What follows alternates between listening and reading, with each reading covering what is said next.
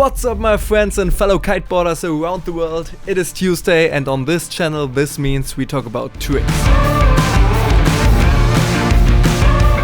In this episode we talk about your front wheel and how you can take your basic front wheel into an advanced one which looks cool and really stylish.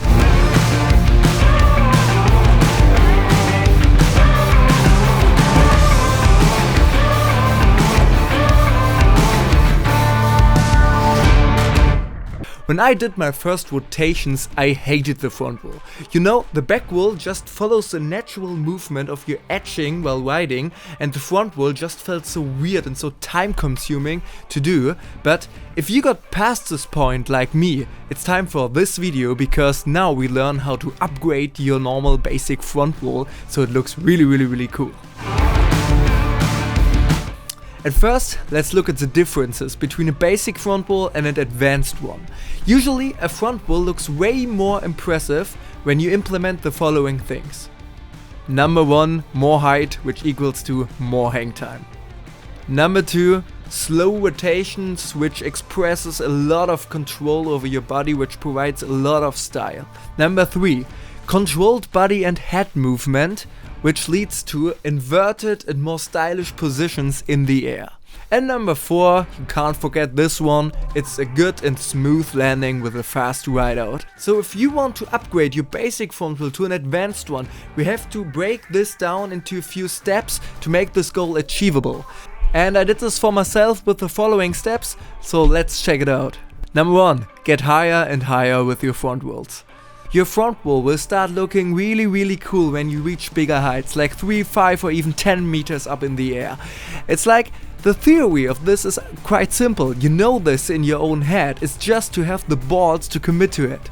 And actually steps are the same as when you're doing a normal jump. When you want to jump higher, it's quite easy. You have to ride faster, you have to edge harder, you have to carve harder up in the wind, and you have to steer your kite up faster. And these are the same steps in your front wheel, you just have to do it. And once you're boosting those big heights, your dopamine levels will explode.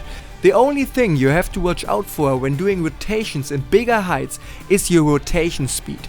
You have to slow down your rotation speed to avoid over-rotating and avoid big crashes which will hurt a lot. And trust me, I've been through this. Slow down your rotation speed. You can do this, for example, by staying in an inverted position for a longer time, because when you're inverted and you can see your kite right at 12 above you, it's kind of hard to lose orientation, and that's what our goal is.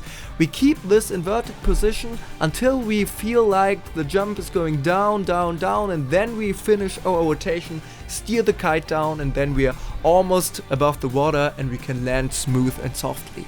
So just try to go bigger with the rotations, stay longer in your inverted position where you can see the kite, and then when it's going down, steer your kite down and you're good to go. Those rotations in bigger heights, even if it's a front wheel or back wheel or something like that, will take a few sessions. You won't get it on your first sessions, on the first tries. You will get some hard crashes, but eventually after some sessions you will got it, and trust me, it's worth learning it. Step 2 is use your head and your body for extra style. Once you're comfortable rotating in bigger heights, it's time to add some good old style to it. Your head determines the art of your trick. It's always the same. With every trick, your head determines the art of your trick. Keep that in mind. So when you're looking over your back shoulder like this, only over your back shoulder, you're rotating in a vertical axis. And most of the time with advanced tricks, with an advanced front wheel, that's not what we want. We want to shift that rotating axis a little bit to the horizontal thing, don't know what it's called. So we're reaching an inverted position. Advanced riders do this by throwing their head into their neck, so they're doing a little bit like a backflip, and then their board goes above them and they're reaching an inverted position. And most of the time this looks a lot cooler than a normal basic front wheel which got a vertical axis. So with your next front wheel, just try to throw your head into your neck and you're good to go. It just looks a lot cooler. But at this point, keep in mind that you don't have to do an inverted front wall all the time. It's really important to play around with your body positions. It's like sometimes a vertical axis looks way cooler when adding a nose grab, something like that, than a normal backflip, because you have to play around with it. Just keep having fun on the water and use your legs, your head and your body for extra style, and be creative. Just be creative with your whole body in your front wall, and you will see there are many ways to do a front wall which looks a lot cooler than a normal basic vertical front wall. Number 3 is one of the most important one. It's just getting your landing right. What makes a good landing? A good landing consists of 2 things. 1, a soft landing, soft and smooth. And number 2, a fast ride out so you can get into your new riding direction again. The landing is one of the most important things when reaching bigger heights, because it can prevent you from crashes and, most importantly, prevent you from injuries.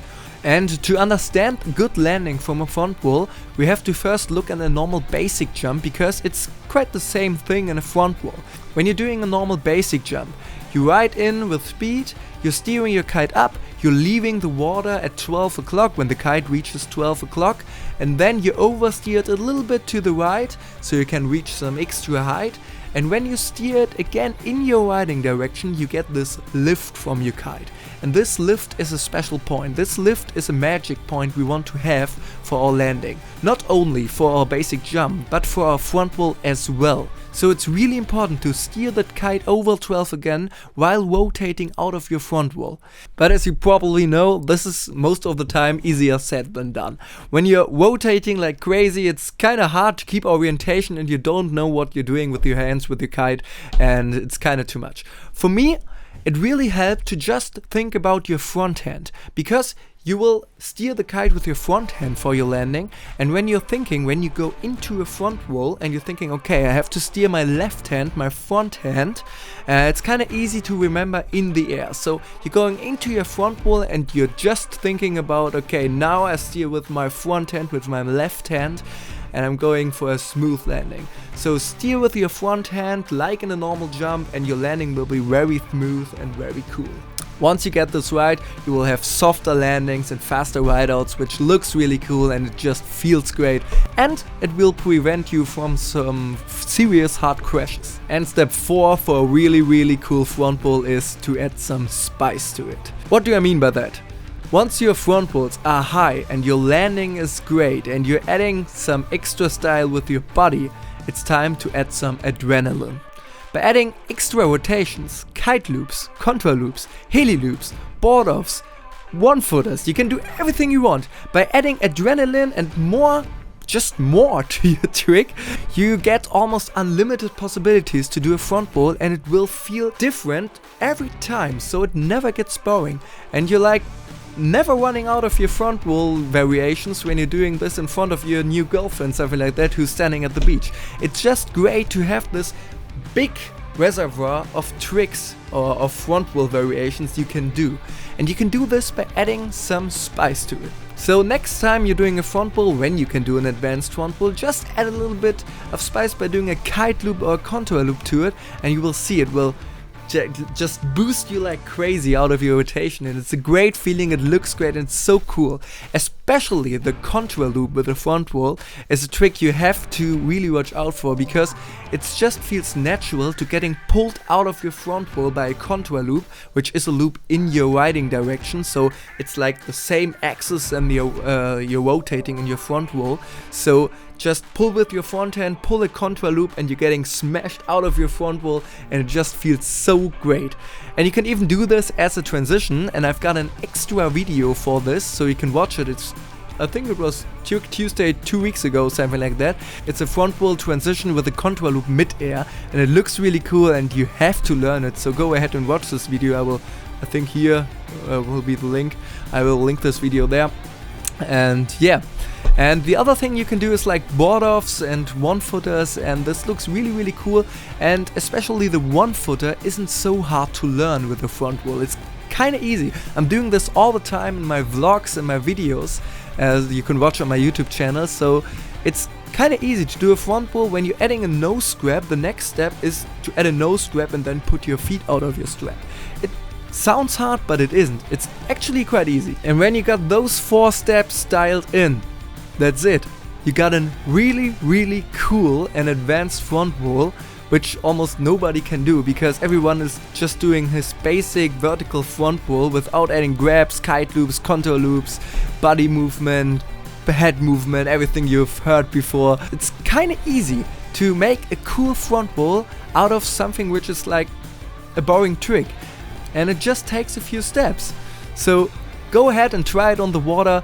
Thank you guys for watching. If you liked this video, like and subscribe. If you got any further questions, please let me know in the comments, and see you next Tuesday.